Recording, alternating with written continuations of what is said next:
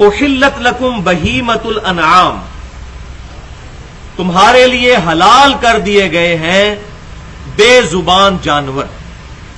عربی زبان کے اندر بہیمہ کا جو لفظ ہے یہ استعمال ہوتا ہے بے زبان جانوروں کے لیے، چرنے والے جانوروں کے لیے۔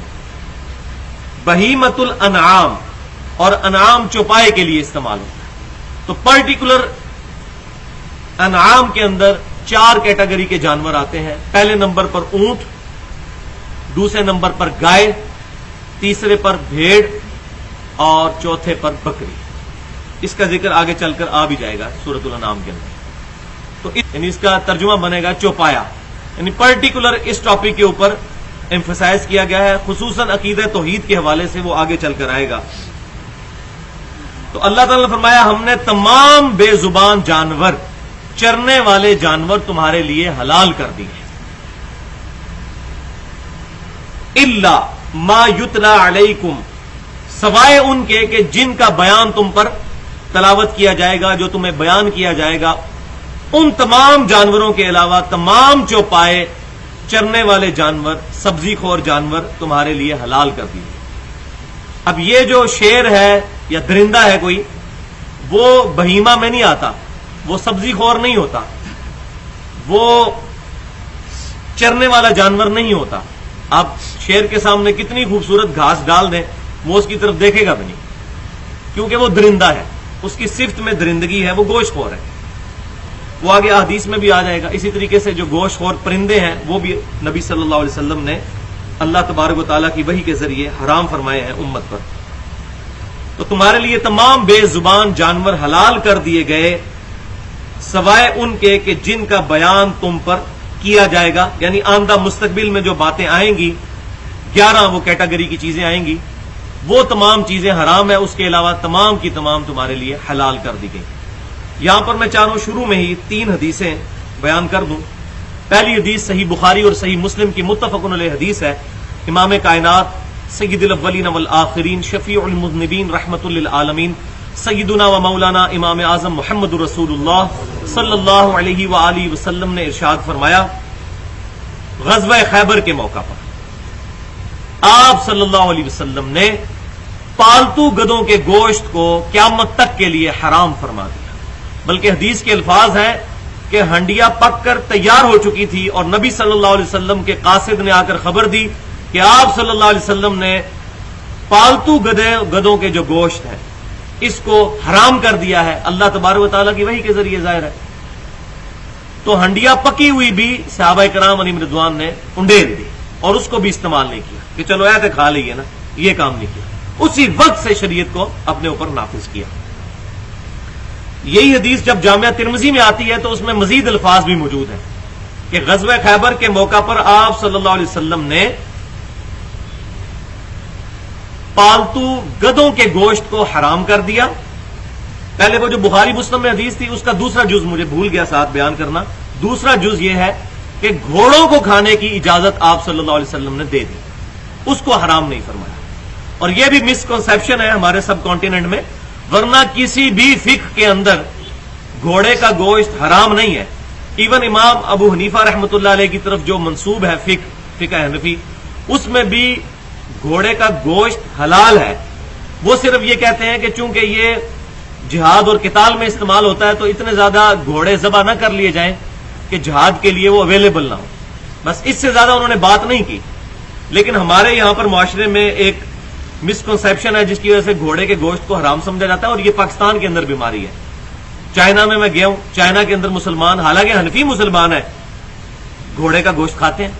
ترکی سارے کا سارا حنفی ہے، گھوڑے کا گوشت ریسٹورینٹس کے اندر پکتا ہے۔ لیکن یہاں پر میں یہ نہیں کہتا یہ کھانا کوئی ضروری ہے، آپ صلی اللہ علیہ وسلم نے بھی کئی حلال چیزیں ہیں جن کو نہیں کھایا۔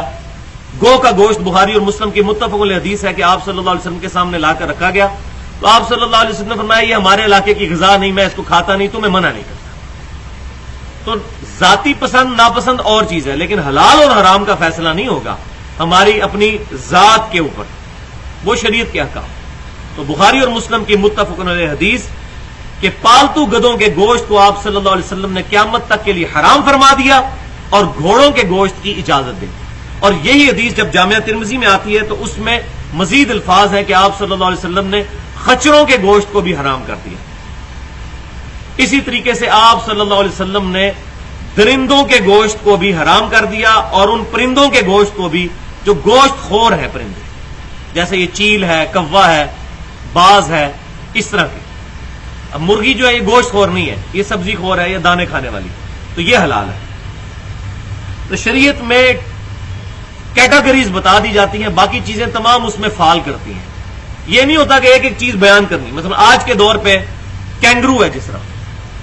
اب کینگرو جو ہے وہ تو ہمارے پہلے 300 سال کے مسلمانوں کے خواب میں بھی نہیں یہ بات آئی ہوگی کہ کینگرو بھی کوئی جانور ہے.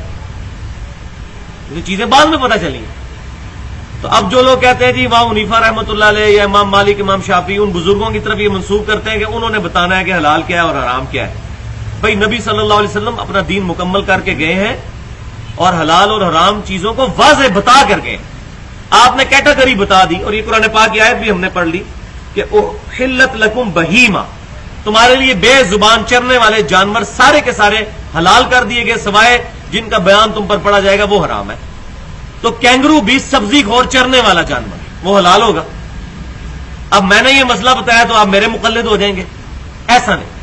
اجتہاد قیامت تک کے لیے جاری رہے گا. ہاں قرآن اور سنت فکس ہے، اور اجماع اور اجتہاد یہ قیامت تک کے لیے جاری رہے گا. اسی طریقے سے بھینس کے بارے میں اکثر سوال ہو رہا ہوتا ہے جی بتائیں قرآن حدیث میں بھینس کہاں لکھی ہوئی ہے حلال.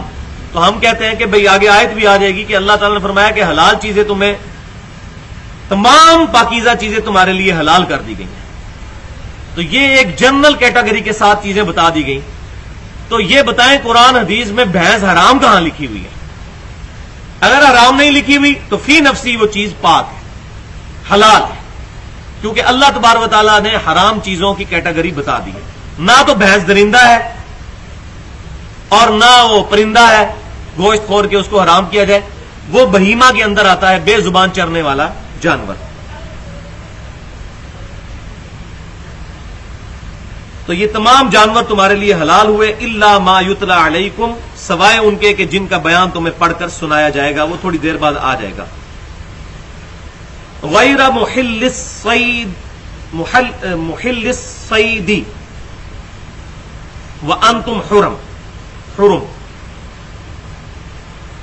نہ حلال سمجھو شکار کو جبکہ تم نے احرام باندھ رکھا ہو. یعنی احرام کی حالت میں شکار کرنا حلال جانوروں کا بھی، وہ بھی حرام ہو جائے گا، وہ وقتی طور پر. ویسے تو جانور حلال ہوں گے، مثال کے طور پر گائے ہوگی یا بکری ہوگی، یہ ویسے تو حلال جانور، لیکن ان کا شکار کرنا، اور شکار میں تو خیر یہ اس کیٹیگری میں نہیں آئیں گی. شکار والے جانور جو ہے وہ جیسا کہ ہرن ہے، اب یہ بھی چرنے والا ایک بے زبان جانور ہے، یہ حلال ہے.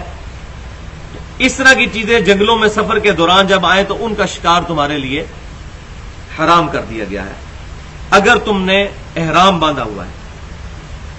تو احرام بھی اسی لیے اس کو کہا جاتا ہے کہ کئی حلال چیزیں بھی وقتی طور پر حرام کر دی جاتی ہیں، جیسے مردوں کا عورت کے ساتھ تعلق، عورتوں کا مردوں کے ساتھ تعلق. ویسے تو وہ حلال ہے اگر میاں بیوی ہے، لیکن احرام کی حالت میں وہ حرام کر دیا جاتا ہے. ان اللہ یحکم ما یرید، بے شک اللہ تعالیٰ جو چاہتا ہے حکم فرماتا ہے. اب اس ایک جملے کے اندر اللہ تبارک و تعالیٰ نے شریعت کی روح بیان کر دیا کہ یہ عقل بال میں لڑا لینا. پہلی بات یہ ہے کہ جب اللہ کو مان لیا، اب جو بھی بات اللہ تعالیٰ کی طرف سے ارشاد ہوگی اس کو اسی طریقے سے ماننا ہوگا. یہ اللہ کی مرضی ہے، کسی چیز کو حلال قرار دے، کسی چیز کو حرام قرار دے. تمہیں اس کی حکمت نہ بھی پتہ چلے تب بھی اس کو حلال سمجھنا ہے اور حرام کو حرام سمجھنا ہے.